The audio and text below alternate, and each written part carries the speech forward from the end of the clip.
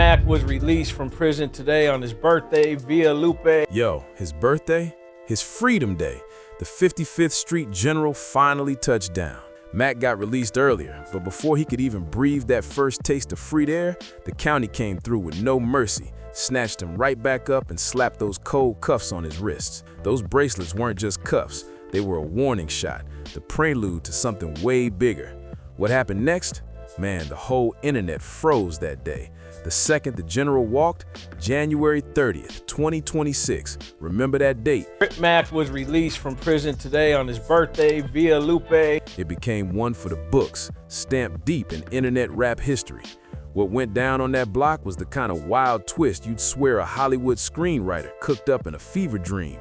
But even then, folks would still say, nah, this can't be real, because it was too raw to be fake. Trevor heard it first. The man the streets and the net both know as Crip Mac, the face-tatted 55th Street legend who turned raw gang culture, wild jail tales, and straight-up street wisdom into viral internet gold, was supposed to walk out those federal doors as a free man.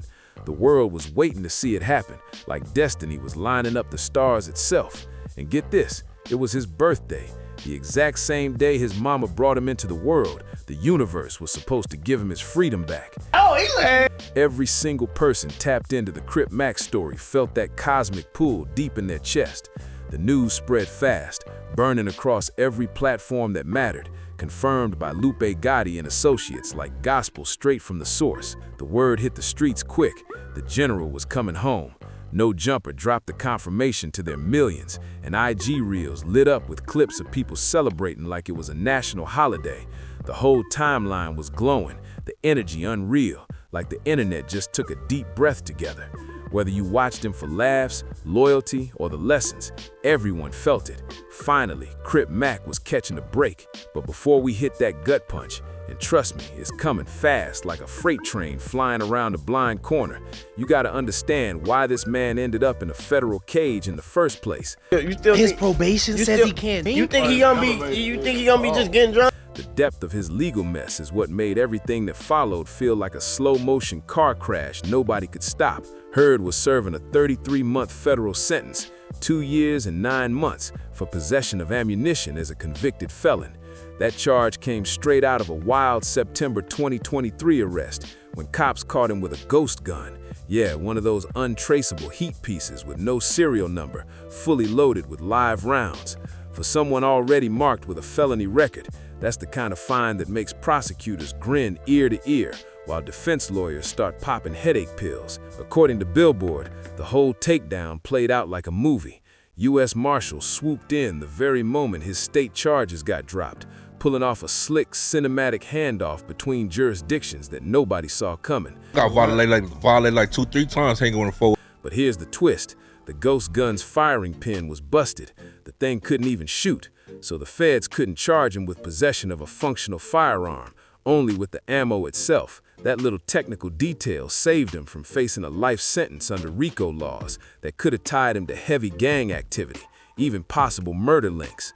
He ended up pleading guilty in April 2024 and got his sentence that August. But zoom out for a second. This man didn't just appear in federal court out of nowhere. His rap sheet tells the story as someone who's been knee-deep in the trenches of South Central LA for years. Felony charges tracing all the way back to 2014. Attempted second-degree armed robbery, grand theft, moving controlled substances. The list paints the picture of a man who's been living life on the edge for way too long. I had to go to the judge and tell him what was going on, like, hey, because they were trying to violate me for living in the hood. These weren't just random bad calls made by some reckless dude. Nah, these moves were the natural outcome of an environment where being tied to the 55th Street Crips wasn't just a label, it was survival itself. Loyalty to the set was both a safety net and a noose tightening at the same time. In that neighborhood, the paths for a young black man were so limited that the so-called illegal options didn't even feel like choices. They felt like the only doors that weren't locked shut. By the time 2021 rolled around, he'd already been through it all. Probation violations, time behind bars, even lost a tooth in a savage jail brawl. He had to navigate the deadly politics of the prison system, where Crips either stood together or risked total isolation. It has, because people will file lawsuits on it. That kind of pressure breaks a lot of people. But for him, it became just another part of surviving the cycle. Then came a GoFundMe campaign, organized by Andrew Callahan from Channel 5, trying to help fund his legal defense. That campaign mentioned something serious, a schizophrenia diagnosis, adding medical proof to what fans had already picked up in his videos. The sudden mood shifts, the wild bursts of energy, the flashes where you could see his real pain slip through the tough talk, like sunlight slicing through a cracked cell window. It all made sense. People online started saying, "Oh, he looking good," when they saw him after his release. That reaction said it all. Everyone expected him to come out broken, but instead, he looked strong, clear-headed, alive. The fact that people were shocked to see him healthy says a lot about what we assume prison does to a man. The default expectation is destruction, so when someone walks out still standing, it ain't never coming off. You remove tattoos, you might as well put a dress on. It feels like a miracle. And for one powerful, fleeting moment on January 30th, it seemed like that miracle might actually stick. The general was home. 55th Street had something to celebrate, but the system had other plans. The second he stepped out of federal custody, LA County sheriffs were already waiting. No delay, no warning. They grabbed him right there on the spot for a state probation violation tied to that same 2023 gun case. Not even a full day of freedom. He didn't even get a week. Didn't get to sit down for a real meal, hug his grandma tight, or just breathe air that didn't smell like concrete and metal. The moment he stepped out, boom, flash hold.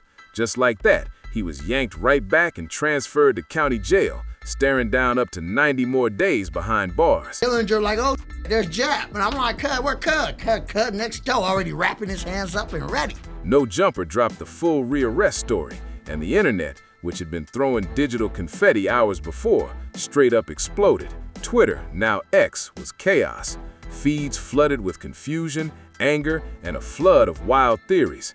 Some said it was a setup, claiming his rivals might have tipped off the authorities. Others said this was the system doing what the system always does, keeping tight chains on someone who dared to rise above what they expect from a man with face tattoos, a Crip identity, and a massive online following. A few even went darker, whispering that the rearrest wasn't just about probation, that maybe it was covered for something deeper, something that smelled like smoke, and not the metaphorical kind. That question, simple as it sounds, cut sharp, right to the bone of what freedom really looks like for someone in Hurd's shoes. These probation rules sound clean on paper.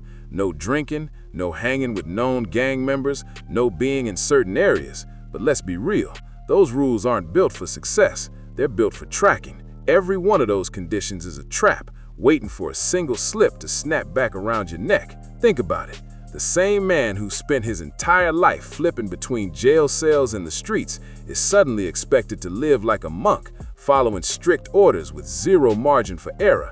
No drinks, no homies, no familiar spots, no life as he knows it. How's someone supposed to master discipline when they've never been given the tools, the space, or the peace to even know what that means? These rules weren't made to help him rebuild. They were made to watch him break, with the paperwork ready to prove it when he does. That right there is the confession that mirrors Crip Mac's situation with surgical precision. He was violated for simply being around gang members. And think about what that really means in day-to-day life. You grow up in a hood where everyone you know, your homies from the block, your cousins, the folks who protected you when nobody else would, is affiliated somehow. That's your world, your people, your roots. Then the system turns around and says, you're free, but your probation papers whisper, stay away from everyone who made you who you are. That's not freedom, that's isolation. You can't live in both worlds, and the system knows it. That's why recidivism numbers stay sky high. That's why the prison door keeps spinning like a never-ending carousel, swallowing the same faces over and over. For someone like Trevor Hurd, Crip Mac, with 55th Street inked deep into his skin and woven into his whole identity, it means he's always just one conversation, one handshake, one Instagram live away from being yanked back into a cell. That's not rehabilitation. That's a setup with a countdown clock. Now, let's talk about that headline. Yeah, the one that blew everything wide open. Crip Mac instantly smoked after prison release. That title hit the internet like a bomb.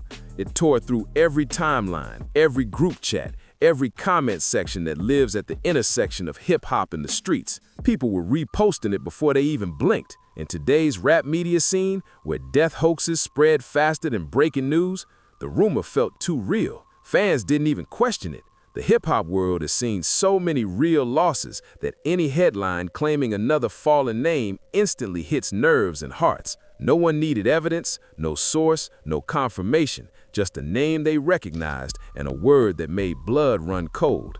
Smoked. That was enough to set the internet on fire. But here's where things get wild. The truth painted a completely different picture. There was zero, and I mean zero, verified evidence that Trevor Hurd was killed after his release. Nothing from law enforcement, nothing from his family, not a word from the same people who were literally filming him walking free just hours before that rumor took off. The facts were clear, but by the time the truth came out, the lie had already sprinted laps around the world. So what actually went down? The second Crip Mac got snatched up again by LA County on those state probation charges, everything went dead silent. One minute, the internet was flooded with celebration clips, and the next, nothing.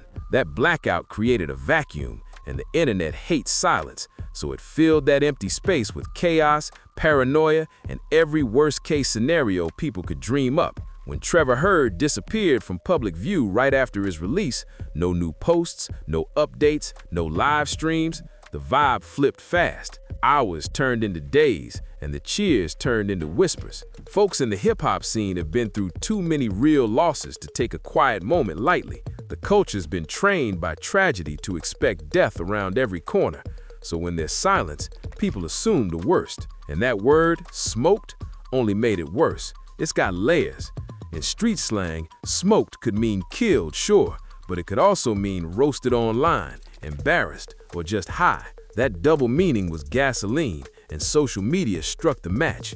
Within hours, the rumor turned into a wildfire. By the time anyone found out he'd only been picked up on a probation hold, the lie had already turned into a full-blown internet legend. And let's be real, this ain't some one-off fluke tied to Crip Mac. This is how the internet always processes stories about black men in rap with gang ties. Viral death hoaxes have become a grim routine in hip-hop.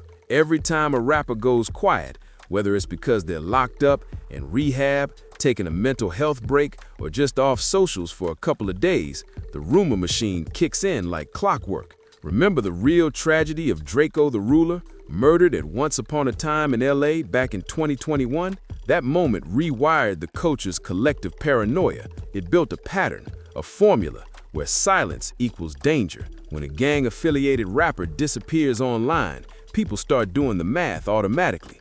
No posts means something happened, means he's gone. It only takes a spark to set it off. One person sees a post saying Crip Mac taken into custody, another reads it wrong and thinks taken out. Then someone screenshots it, adds a fire emoji, an RIP, and a gone too soon, and suddenly it's fact. The internet locks it in like gospel. One random thread even floated a twisted rumor claiming he might have taken his own life after release, but that turned out to be pure confusion, tangled up with the already known talks around his mental health struggles. The wires got crossed, and before anyone could correct it, the damage was done. The schizophrenia diagnosis mentioned in his Channel 5 GoFundMe and the talk from associates about possible bipolar disorder painted a picture of someone fighting serious mental battles while already living in chaos. Those untreated conditions added another explosive layer to a life that was already hanging on the edge. But the confusion around his story didn't stop there. It got worse thanks to a wild coincidence that threw everything into total disarray. Turns out, another man named Matt Critter, a completely different person, was facing murder charges during the exact same time frame. Their names sounded similar enough to trip up people who weren't paying close attention. And the problem?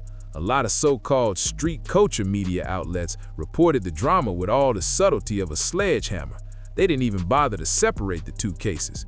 The result was a chaotic swirl of misinformation that made Trevor Hurd look like he was either dead, missing, or in mortal danger, when in reality, he was just sitting in an LA County holding cell, probably watching his own death rumor blow up online from behind plexiglass. Then came February 2nd, 2026, the next act in this roller coaster. The court date was crucial. The judge had the power to strip his probation completely, send him back to finish the rest of his sentence, maybe even stack more time and bury him in the system for who knows how long. It could have been over for him right there, but that worst-case outcome didn't happen. After hearing both sides, prosecution and defense, the court kept him on hold for a bit longer, but didn't throw the book at him. And finally, on February 21st, 2026, Crip Mac walked out for real. No fake release, no bait and switch, real, documented freedom. Cameras caught every second of it, him stepping out into the open air, overwhelmed, emotional, free for real this time. That moment hit different. It was raw, pure, and powerful enough to turn one man's second chance into something symbolic, whether he wanted that attention or not. Instagram and TikTok flooded with welcome home reels, timelines lit up, and the narrative flipped overnight. Just like that, tragedy turned into triumph. One minute the internet had him dead, and the next it had him reborn. And that right there is how the online world treats black men from the streets. No middle ground, no grace for the real, messy human story in between. It's either mourning them or worshiping them, no in between. But sometimes, all a man wants is to sit down, eat a plate of Popeyes, and not become a headline about life, death, or redemption. That clip exposes the system for what it really is, stripped bare to the bone. And that same cold truth ruled every second of Crip Mac's post-release life. These so-called gang injunctions, court-ordered restrictions disguised as safety measures, control everything. They tell you where you can live, who you can be seen with, what time you can step outside, and even what streets you can walk down. They're invisible electric fences that keep people like her trapped inside a digital cage, even when the paperwork says they're free. Think about it. You're on probation, you're labeled a documented member of the 55th Street neighborhood Crips, and you live right there in the same neighborhood that carries your set's name. Just existing in your own zip code becomes a violation. Walking through the block you grew up on turns into probable cause. The life you've always lived becomes a criminal act by design. Sure, people have tried to fight back. There have been lawsuits claiming these injunctions are straight up unconstitutional. And yeah, some of those challenges have actually won. But the system doesn't crumble, it adapts.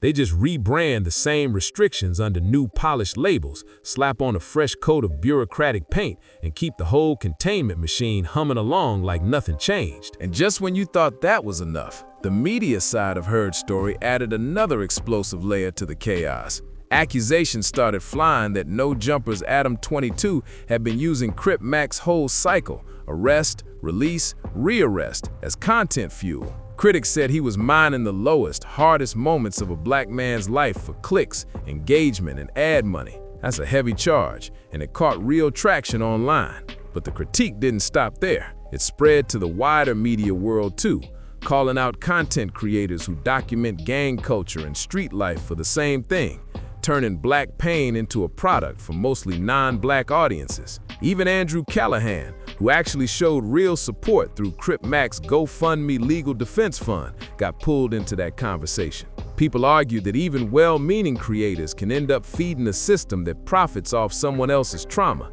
especially when that someone is a man from the streets just trying to survive. In the end, it all circles back to the same haunting truth. Freedom for someone like Crip Mac doesn't just mean walking out of a cell.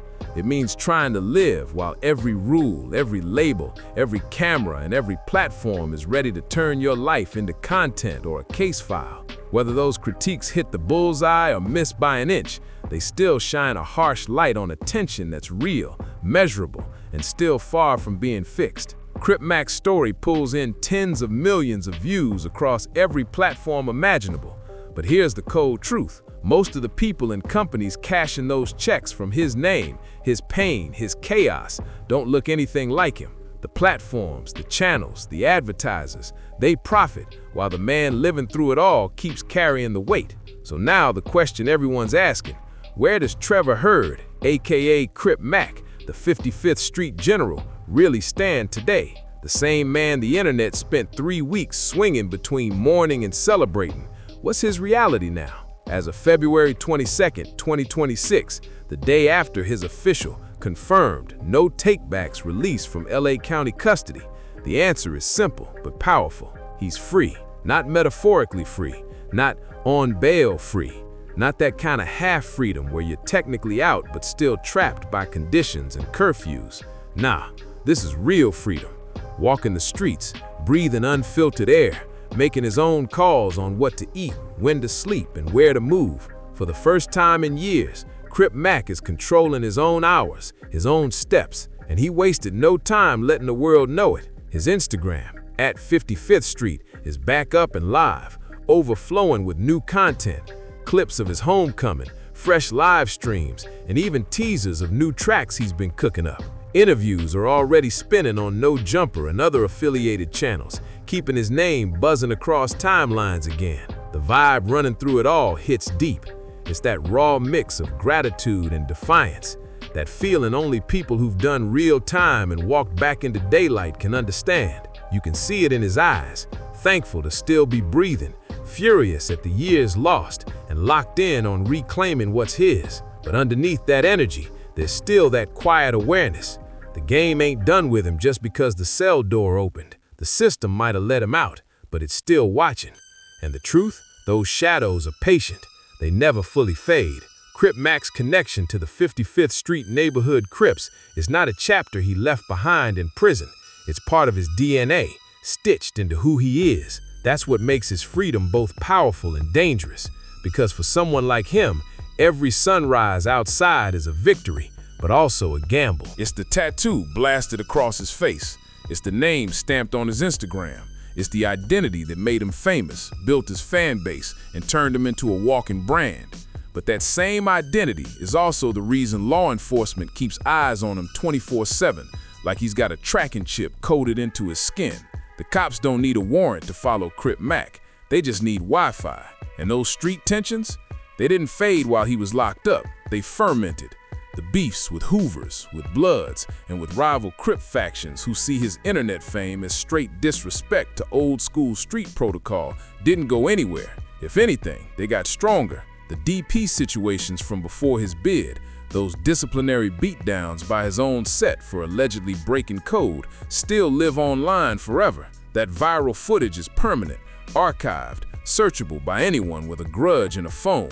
His op-goblin persona, the loud, unfiltered, confrontational energy that made him viral and pulled millions of eyes his way, is a double-edged sword.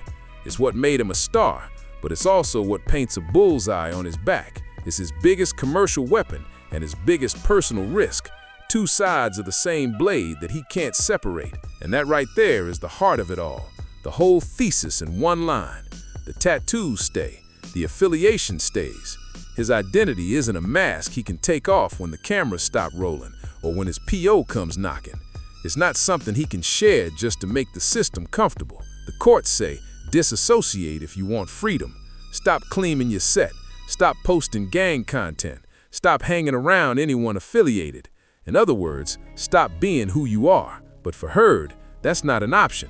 His refusal to erase himself is part rebellion, part survival. It's an act of cultural defiance. Him saying, I won't let the system rewrite who I am. But at the same time, it's the one thing keeping him from fitting into the clean, compliant story the courts expect. They want repentance. He's offering authenticity. They want silence. He's built a career on being loud. Every probation officer scrolling through his socials don't see a man rehabilitated by their system. They see a man who's still claiming what they told him to abandon. But for Crip Mac, that identity isn't just something he claims, it's something he is.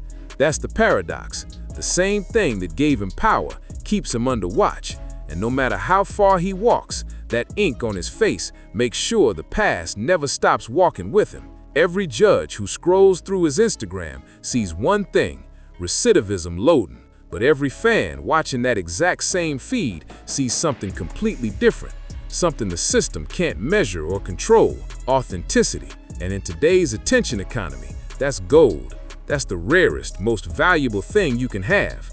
It's exactly why Crip Mac's channel blew up, why his streams keep stacking numbers, why his merch still sells, and why, even after everything, time behind bars, legal fees, and lost years, his net worth still floats somewhere between $500,000 and $1 million. That's wild. His prison experience itself turned into content. Real, gritty, unfiltered content that people couldn't look away from. Those phone calls from federal lockup, they were raw. Him talking about fights with rival crews, adapting to prison routines, keeping his braids tight, and pushing positivity even when the walls were closing in. He showed the day-to-day grind inside, a life where alliances, even with groups like the Mexican Mafia, could be the difference between surviving another day or ending up in the infirmary. Hot New Hip Hop covered his sentencing in full detail, but the real drama wasn't in the article, it was in the comments. Thousands of people went back and forth over one heavy question that still splits the internet down the middle. Is Trevor Hurd a victim of a system that's always targeted black men from South Central, a man whose zip code practically stamped his fate from birth? Or is he a man facing the consequences of his own choices, made with eyes wide open, knowing exactly how deep the risks ran? The truth, both can be real at the same time. Systemic targeting and personal accountability don't cancel each other out. They coexist, locked together in a messy, uncomfortable reality. But here's the problem. The internet doesn't do nuance. It can't hold two truths at once. It either wants to crown you a victim or condemn you as the villain. No middle ground, no complexity allowed. Meanwhile, the world Crip Mac survived inside those walls still lives inside him. Prison fights that ended with bruised knuckles instead of words. Beefs that got settled in silence behind thick concrete. Every sound, every step, every stare could be a setup for violence before anyone even spoke. That's the rhythm he learned to move with. That's the code he had to master just to stay alive. And now, walking the streets of South Central again, those same reflexes, that same survival instinct, it doesn't just fade away, it's wired into him. That's the muscle memory of someone who's lived through constant tension, who knows peace never lasts long, and who's still trying to navigate a world that keeps daring him to slip. The only question that really matters now, the one that'll define everything moving forward, is this: can survival mode and freedom mode exist in the same man? The mindset that kept Crip Mac alive inside, is it even compatible with the kind of life his fans want to see, his family needs to see, and his future depends on? Can the same man who once talked about handling business behind bars through violence now flip that energy into studio sessions, brand deals, and being an active father without the streets pulling him right back in? That's the test. And on the other side, can the system itself, with its constant check-ins, probation conditions, and gang injunctions, ever give him enough breathing room to become more than just his record number and rap sheet? How do you grow past what you were when the state keeps defining who you're allowed to be? That's a trap disguised as structure, and every move he makes now has to thread that needle between staying free and staying real. Right now, his future is packed with both promise and peril. You can feel the energy bubbling. His post-release interviews are already racking up crazy engagement numbers, the kind that make algorithms drool. The music's coming too, new tracks, rumored collabs, and a wave of hype big enough to spark a global moment. That whole released, arrested, released again saga turned his name into a phenomenon, and now the documentary interest is catching fire. Andrew Callahan's Channel 5 coverage laid down the blueprint for something bigger, a potential feature-length story that could actually hit major film festivals if it keeps building steam. It's that kind of from the block to the big screen setup most people only dream of. But flip the coin, and the danger's still right there, sharp as ever. Diss tracks from rivals like Milk 74 keep dropping, keeping those old street flames lit. The same online clout that's fueling his comeback is also feeding the tension that never really left. Every post, every lyric, every move gets watched, judged, and dissected by fans, by enemies, and by the law. And in that spotlight, one wrong step can send everything spiraling again. Crip Mac doesn't get the luxury of slipping up, not even once. His probation terms are tight like a noose. One failed drug test, one wrong association, one post that looks too gang affiliated, and boom, he's right back in custody. No big trial, no slow legal grind, just straight back behind bars. The rules are written to catch him, not to free him. And on top of all that, the mental health battles he's been open about. The schizophrenia, the bipolar episodes don't take breaks just because the cameras are rolling or the followers are climbing. Fame doesn't silence those voices, it just puts them on display. But what makes Crip Mac's story hit so deep, what makes it echo beyond the gang signs, tattoos, and ghost gun charges is what's buried underneath it all: humanity. Strip away the blue flags and the internet noise, and what you've got is a man who just wanted to belong, a man who found family in the only institution that accepted him. No judgment, no conditions. A man who craved respect and earned it the only way his world recognized, through violence, because that was the only currency that held value where he came from. He wanted fame, and he got it, big time. But that fame came with a brutal price tag. The same visibility that made him money also made him a magnet for cops, rivals, and media vultures. His life turned into public content. Every heartbreak, every charge, every laugh. Millions of people consume his pain like entertainment while arguing whether he deserves sympathy or punishment. And yet, behind the chaos, there's a real person. He's the same man who fed the homeless in his neighborhood between bids, who cried for his grandmother in open court while the whole internet watched. He's the same dude cracking jokes about Popeye's chicken one minute and fighting off mental breakdowns the next. For most people, those struggles would be hard enough in a quiet suburban home.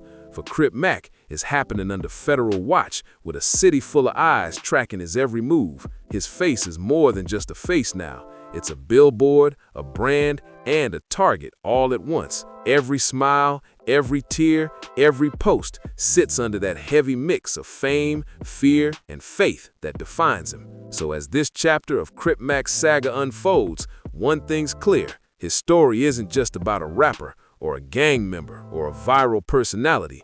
It's about survival in a system built to break you, about trying to rewrite your ending when the world already decided how your story should go. If you made it this far, show some love.